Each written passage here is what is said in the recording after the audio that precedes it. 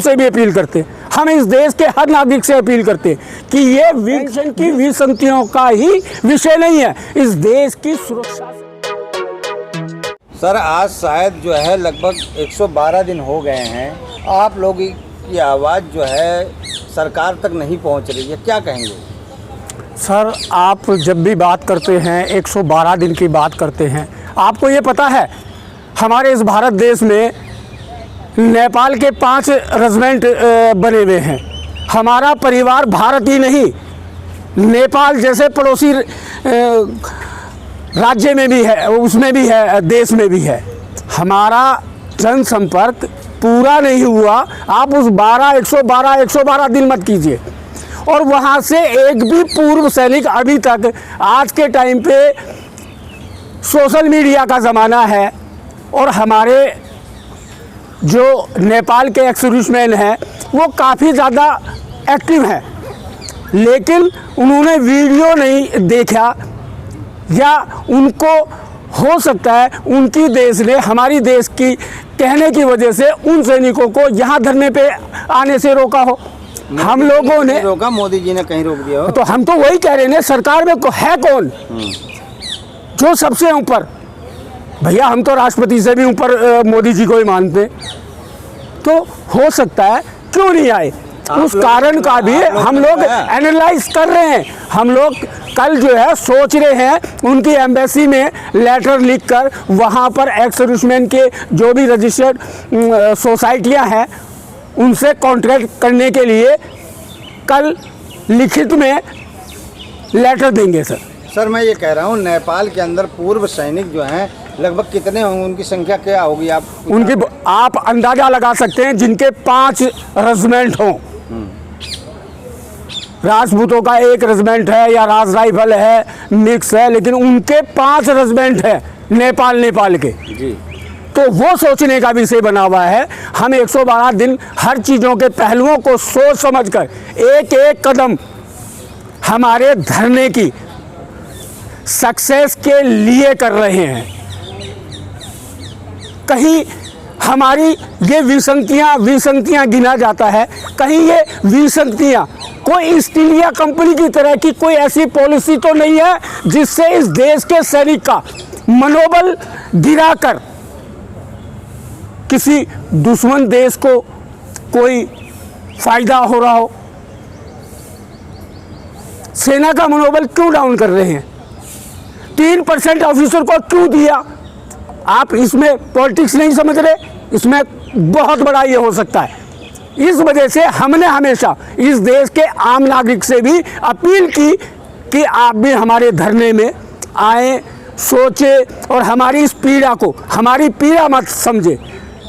ये राष्ट्र की सुरक्षा से संबंधित विषय है। ये बड़ा आरोप लगा रहे हैं आप गद्दारी का। सर आप क्या सर कैसी आई थी ईस्ट इंडिया कंपनी? ये देश पहले भी बहकावे में आ चुका है। सैनिकों का मनोबल तोड़ने की क्या जरूरत है और किसको फायदा होगा? सर मनोबल सरकार ने तोड़ा है, कहने में आ रहा है, सुनने में आ रहा है कि हाईजैक हो चुका है आपका धरना प्रदर्शन। सरकार के जो लोग समझदार हो गए उनका मनोबल बिल्कुल अपने मन बना के बैठ गए, अब कुछ नहीं करना, सर मिलना था मिल गया। सर हमारे धरने को किसी ने हाईजैक भी नहीं किया। हमने आपको बार बार कहा कि हमारे सेना में नेपाल देश का एक बहुत बड़ी संख्या इस देश के सैनिक परिवार से आती है, उसका एक सैनिक नहीं आना यहाँ पर। आप सब समझते हैं कि आज का सोशल मीडिया का टाइम है, तो हम कल उनकी जो एम्बेसी है उससे हमारे वहाँ पर सैनिक परिवारों के कोई भी संगठन रजिस्टर्ड होगा उनसे संपर्क साधेंगे, उनसे उनके नाम और नंबर लेने के लिए एक लेटर लिखेंगे और आप मीडिया के सामने उसको सार्वजनिक भी करेंगे।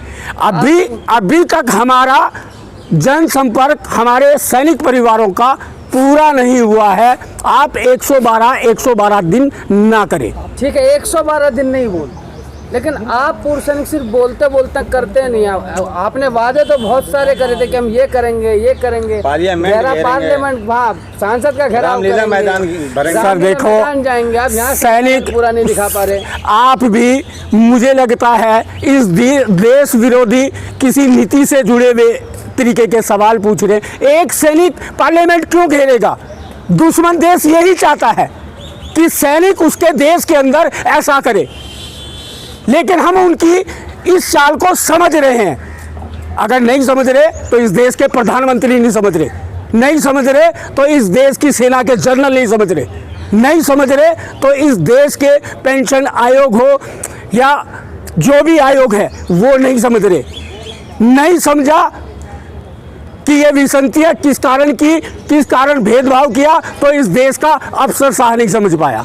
हम समझ रहे हैं, हम उस चीज़ों की गंभीरता को लेकर बड़े गहन विचार विमर्श से आगे बढ़ रहे हैं।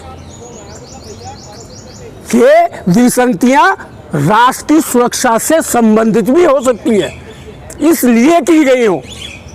सैनिकों का मनोबल गिरे, सैनिक तितर बितर हो, सैनिकों का मनोबल गिरने से, तितर बितर होने से किसको फायदा होगा? इस देश के आम नागरिक को फायदा होगा, मोदी जी को फायदा होगा। हाँ, कोई उससे मिला हुआ हो तो दुश्मन राष्ट्र को फायदा हो सकता है। उन सारी सुरक्षा के पहलुओं को मद्देनजर रखकर एक एक कदम फूंक कर, सावधानी से हम रखकर इन चीज़ों को देश के सामने रखना चाह रहे हैं।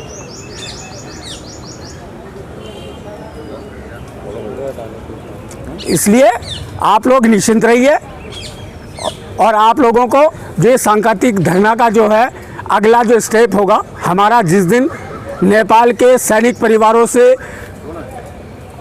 जनसंपर्क हो जाएगा और धरने पे आ जाएंगे, उसके बाद में एक अच्छा निष्कर्ष निकलेगा और जांच के विषय बनते हैं। ये विसंगतियाँ ऐसे ही नहीं हुई है। सर एक सवाल ना, ये आम नागरिकों के जो युवा हैं उससे है कि मतलब आप किस तरीके से चाहेंगे कि इसमें किस तरीके से आम युवा जो है वो जुड़े, क्योंकि आज जैसे हमने देखा है, आज केजरीवाल जी की रैली भी हुई है रामलीला मैदान में और उसमें युवाओं ने भी बढ़ चढ़ के भाग लिया है, तो आपके साथ जो युवा जुड़े वो कैसे जुड़े, थोड़ा आप बताएं। देखिए, युवाओं को राजनीति की बढ़ चढ़ कर सब्सिडीज़ों की जो बातें की जाती हैं उनको थोड़ा दरकिनारे करना पड़ेगा। वो सब्सिडीज उन युवाओं के लिए वो वाला जहर है कि रात के अंधेरे में बोरी आटे की लूट के ले जाए और दिन के उजाले में उसमें से 2 किलो आटे की पूरी बनाकर उन युवाओं को खिला देना। इस वजह से हमने कहा ना, हम उन युवाओं से भी अपील करते, हम इस देश के हर नागरिक से अपील करते कि ये विसंगतियों का, पेंशन की विसंगतियों का ही विषय नहीं है, इस देश की सुरक्षा से संबंधित विषय है। इसलिए हमारे धरने में अपनी उपस्थिति दर्ज करवाएं। इसलिए मैंने जब भी कभी आपके सोशल मीडिया के माध्यम से कभी भी बाहर आपके सामने आने का ये रहा, तो मैंने हमेशा वो चीज़ों को रखा है। अच्छा, अंत में भगवान साहब जनता से क्या कहना चाहेंगे, क्या मैसेज देना चाहेंगे? भाई, हमारी बातों को, इस देश की सुरक्षा की बातों को, हर चीज़ों को समझकर, अगर ये देश समझता है कि हमारी पेंशन की ही विसंगतियाँ हैं और अगर इस देश का सैनिक को कमज़ोर करने से इस देश का किसका हित होता है, उन चीज़ों को समझकर, क्योंकि इस देश का हित तो होगा नहीं अगर सैनिक कमज़ोर होगा, उन चीज़ों की गंभीरता को समझकर हमारे यहाँ पर आए, हमें सुझाव दे हर देश का एक नागरिक और हमारे धरने में आकर उपस्थिति दर्ज करवाएं। और हमारे फेडरेशन के अध्यक्ष हैं, उनका अगर कोई भी वीडियो आता है तो वो करोड़ों से ऊपर लाइक हो जाएगा। उस दिन हमें लगेगा कि देश इस गंभीरता को समझ पाया है, इस राष्ट्रीय सुरक्षा की गंभीरता को समझ पाया है।